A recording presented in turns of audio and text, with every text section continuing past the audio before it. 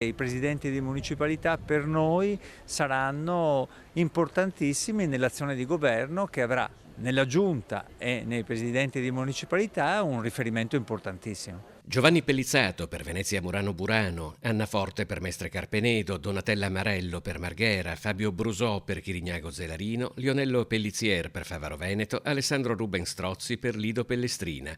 Sono i candidati alla presidenza delle 6 municipalità del Comune di Venezia per il centro-sinistra.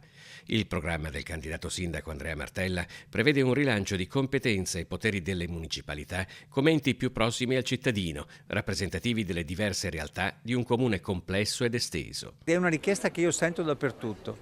Coinvolgimento, confronto, servizi ai cittadini che possono essere dati più da vicino attraverso le municipalità, luoghi di rappresentanza politica e luoghi di governo vicini ai cittadini per le questioni anche più piccole ma anche per garantire dei servizi. È stato davvero uno sbaglio togliergli quei poteri che invece sono fondamentali se vogliamo avere un'amministrazione più prossima e che riesca davvero a coinvolgere. Da tempo il centro-sinistra denuncia la perdita di competenze che le municipalità hanno subito in questi anni e il loro rafforzamento è stato annunciato da subito nel programma elettorale anche come un forte segnale di discontinuità politica rispetto alla precedente amministrazione. In questi 11 anni sono state assolutamente dissolte dall'attuale amministrazione comunale, sono state tolte funzioni, poteri, deleghe. Oggi sì, è sorprendente che chi le ha distrutte nel corso di questi anni le voglia ripristinare perché lo stiamo dicendo noi.